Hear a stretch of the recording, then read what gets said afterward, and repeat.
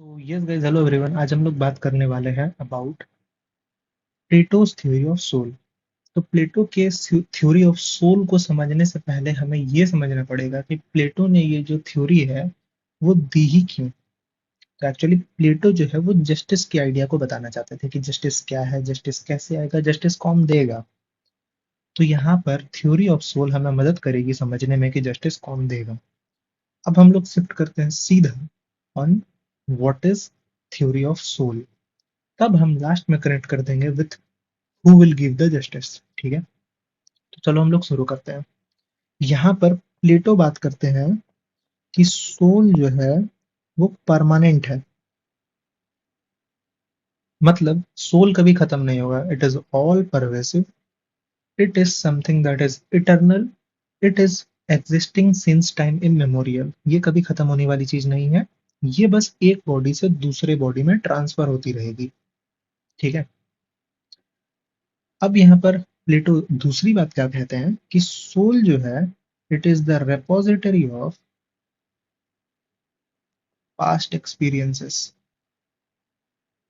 मतलब जो आज तुम्हारी बॉडी में जो सोल है उस सोल के अंदर रिपोजिटरी है of all the past experiences. जिसमें भी वो सोल रहा है, जिस भी बॉडी में, वहां पर उसको जो भी एक्सपीरियंसेस मिले वो सब उसके साथ आज भी है।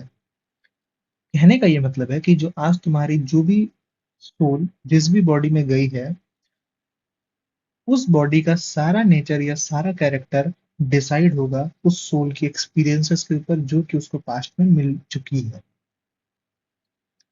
यहाँ पर तीसरी बात जो प्लेटो कहते हैं वो ये है कि जो सोल है उसके तीन पार्ट होते हैं, ट्रीपार्टाइट। पहला पार्ट वो है जो कि सोल, मतलब पहले तो देखो ये है कि जो ट्रीपार्टाइट थ्योरी है इसका ये मतलब नहीं है कि तीन अलग अलग टाइप है, नहीं। सोल एक, हर एक सोल के अंदर ये तीनों चीज होता है।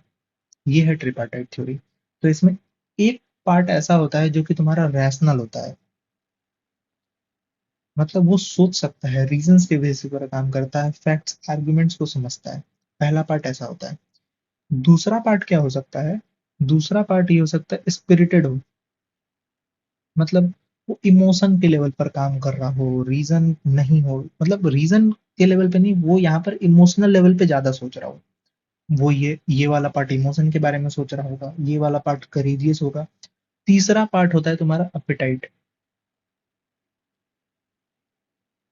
मतलब सोल के अंदर ये भी पार्ट है कि एपिटाइट का पार्ट हो, मतलब वो डिजायर के ऊपर काम करता हो। जैसे तुम्हें खाने की इच्छा है, कुछ करने का इच्छा है, लाइक फिजिकल डिजायर्स हो गए एक्सेट्रा, ये सारी चीजें। तो प्लेटो के हिसाब से ये तीनों चीजें तो सब सोल में होती है, हर एक सोल में होती है। लेकिन जो हर सोल का पास्ट एक्सपीरियंस डिसाइड करेगा कि आज वो सोल जिस भी बॉडी में है उसमें कौन सा पार्ट डोमिनेट करने वाला है। मतलब कि अगर उस सोल में आज रीजन डोमिनेट कर रहा है, अगर वो सोल रैशनल है, इसका क्या मतलब हुआ? प्लेटो के हिसाब से he is a man of reason. जिसके अंदर मैन ऑफ रीजन है, लेकिन इसे प्लेटो कहते हैं मैन ऑफ गोल्ड। जिस इंसान के अंदर करेज डोमिनेट कर रहा हो, मतलब ये तीनों चीज हर एक में रहेंगे, लेकिन कोई एक पार्ट जो सोल का एक्सपीरियंस है उसके हिसाब से एक पार्ट कोई डोमिनेट कर रहा होगा आज। तो जिसमें रैशनल होगा, थिंकिंग प्रोसेस होगा, वो उसमें रीजन डोमिनेट कर रहा होगा, जिसमें भी ही is a man of gold. जिसमें करेज डोमिनेट कर रहा होगा, ही is a man of silver. जिसमें एपिटाइट डोमिनेट कर रहा होगा, ही is a man of copper. समझ पा रहे हो? तो ये चीज हमने समझा। अब हम वापस से कनेक्ट करते हैं कि जस्टिस कौन देगा। तो प्लेटो के हिसाब से जस्टिस वो देगा who is a man of reason. मतलब उसके अंदर रीजन डोमिनेट कर रहा हो over the courage and appetite. मतलब कौन जस्टिस दे सकता है? जो एक जस्ट सोल होगा। जस्ट सोल कौन होगा? जो कि रैशनल वे से सोचता हो, करेज या एपिटाइट उसके अंदर डोमिनेट ना करता हो, वैसा इंसान जस्टिस दे सकता है। तो प्लेटो की ये थ्योरी ऑफ सोल ये बताने में मदद कर रही थी कि जस्टिस कौन देगा। इसका हालांकि क्रिटिसिज्म ये है कि यहाँ पर ये बोला जाता है कि प्लेटो ने क्या किया है कि इसको बर्थ डिटरमाइंड कर दिया है। मतलब प्लेटो ऐसा कह रहे हैं कि जो तुम हो तुम वही रहोगे, ये तुम्हारे हाथ में नहीं है। तो ये एक इसका क्रिटिसिज्म का पॉइंट बनता है।